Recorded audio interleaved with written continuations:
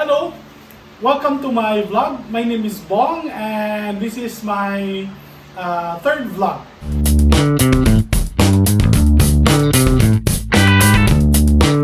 I've been doing this to pass the time during the Finance Community Quarantine, and this is the 15th day of the quarantine here in Bacolod City.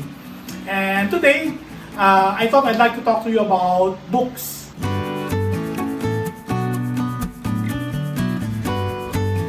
Someone made a comment on my first vlog that I have a lot of books, and I do.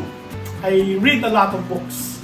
I started reading quite young, and I have been doing that since then. I fell in love with books. I have the magic of words and everything. And today, while passing the quarantine, there's going to be 15 more days. So I'd like to talk to you about the top 10 books that I have been reading during this quarantine. I will mention them, but they're not in order. I'm not ranking them according to like the first, the best one or something like that. I'm just picking them out of random. Some of these books it's the first time I'm reading it. But some other books I have already read, and I have this habit of rereading some of my favorites. Anyway, here are my top 10 quarantine books, or should I say, top 10 books that I read during quarantine.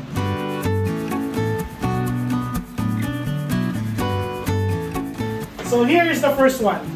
This is a book that I purchased 6 months or so ago. It is a book written by Alain de Botton. He's the writer of The Art of Travel, and this is how Proust can change your life. He's a very witty writer, very erudite, very learned, and he dissects Marcel Proust's, I don't know how to pronounce his name, Marcel Proust's books and his life, and the things that we can learn from him. And so it's an interesting book. I'm reading this for the first time. It's not really a big book. It's about 200 plus book, 200 plus pages. And so I'm slowly reading it. I'm quite enjoying it actually. This book I thought is quite appropriate. This is by my favorite author, Brennan Manning, and the title of this book is Souvenirs of Solitude: Finding Rest in Abba's Embrace. If you're not familiar with the writing of Brennan Manning, I suggest that you take hold of any of his books, but I would recommend The Ragamuffin Gospel if you haven't read that yet. But this book is a product of his retreat at some place, and it talks about how God speaks to you in your solitude, how God reaffirms His love and forgiveness and care for you. And I guess it is an appropriate book, especially as I'm spending my time here alone in solitude. So, Souvenirs of Solitude: Finding Rest in Abba's Embrace. Another book that I have been reading is Bill Bryson's The Road to Little Dribbling. This is actually not a sequel to his Notes from a Small Island, but I think it's a continuation of his journey.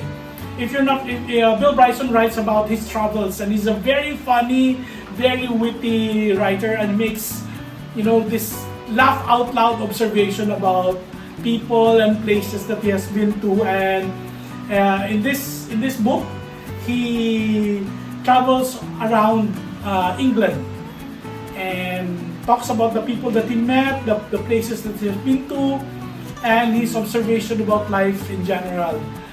So Bill Bryson's The Road to Little Dribbling. More Notes from a Small Island. Very funny. Another book that I'm reading right now is Ken Geyer's The North Face of God: Hope for Times When God Seems Indifferent. It's beautifully written, but it also talks about one of the most appropriate topics, especially when we are feeling isolated, when we are feeling distant from God, especially as the virus is ravaging around us.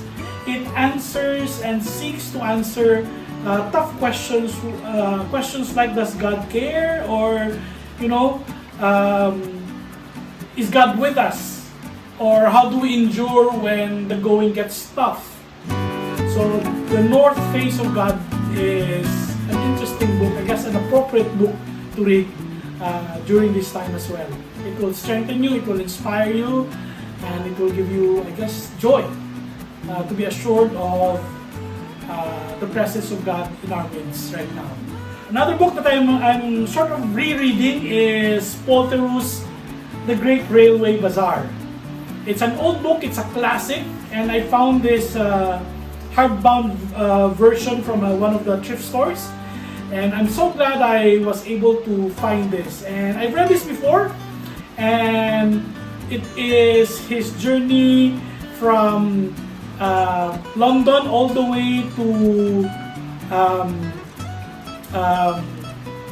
and made his way across Asia using the Great Railway Bazaar.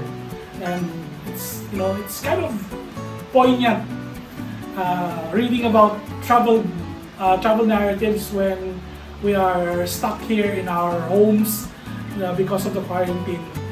But I think reading this kind of books just inspires me, because, you know, it allows us to get a glimpse of the world outside us, and one day when all of this is over, we can travel and discover the world again. Another book that I have been reading, I've read this before, it's Miroslav Volf's Free of Charge, Giving and Forgiving in a Culture Stripped of Grace. Miroslav Volf is not one of the easiest writer to read. He comes up with this really deep theological reflection about, you know, what's going on, about the world, about God, about our culture. Of course, his seminal work on Exclusion and Embrace is an important work. And this is sort of like his follow-through. Free of Charge, talking about, of course, grace, talking about forgiveness, and although it is difficult, it is something that we must learn to give to others and to ourselves as well. So it's a good book for reflection. I read this the last few days during the Holy Week, and it really helped me understand a little better what Jesus Christ has done on the cross for all of us. Anne Lamott and Grace eventually. Anne Lamott is one of those writers that, you know, are funny and insightful and authentic and real. And so I enjoy her books. She's a little bit unconventional. She's Christian, but she is unconventional and she has a different way of looking at things, and it gives you insight. And so Anne Lamott is one of those recommendations that I have for you. One of the novels I've been reading is Isabel Allende's House of the Spirits. I told you that I have favorites that I read and again, and this is one of those books. I have this. The first time I read this book, I think I was 14, maybe 14, around that age, and regular like clockwork, I would read and reread them again and again.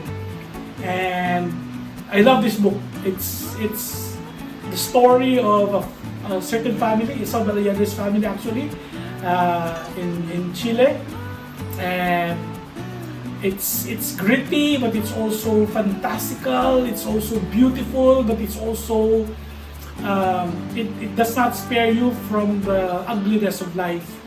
And it's a good book to read. It is also imbued with what is called magical realism, and I go back to this again and again and again, and I learn a lot from it. And so, House of the Spirits by Isabel Allende is a book I have been rereading at this time. And one of those books also that I love is Doreen Fernandez's Tikim. I think it's a compilation of her newspaper articles. She mainly talks about Philippine cuisine, Philippine food and culture and all of that. And she's a very good writer. The way she describes her travels, the way she describes the food that she's imbibing, it's as if you were there and you're really tasting it. And so in this time where we can go anywhere, I guess I naturally gravitate towards books about travel and food and everything. Just to help you, I guess, just to help me survive the quarantine. So I've been reading this as well.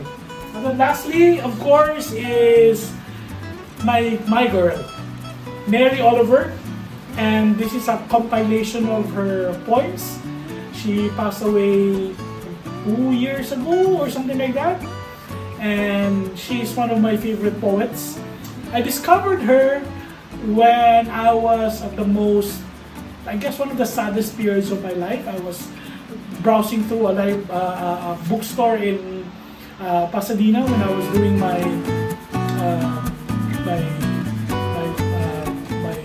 grant there at Fuller Seminary.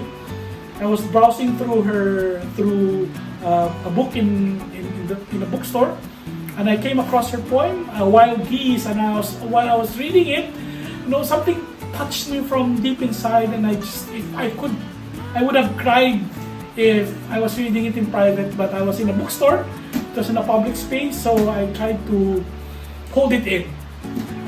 But Mary Oliver is a brilliant poet. She writes about life, her observation about nature, and she writes it in a way that is so simple, and you think that she's just describing something. She's just describing what she sees, and then she drives home the point at the last 2 or 3 lines of her poem, and you gasp at the insight that she was going to point out to you. So there you go. Those are some of the books that I have been reading while confined here during the quarantine. So tell me about the books that you have been reading. Have you been reading? And what are those books? Tell me about it. Anyway, I hope that I will see you again and we can make some more of these vlogs. I'm getting the hang of making this, and I hope this has been helpful to you as well. God bless. Stay strong, for the Lord is our strength and our refuge, our very present help in times of trouble. Let's keep holding on to the Lord while the difficulties last and while this virus is still on top. Thank you, and God bless you all.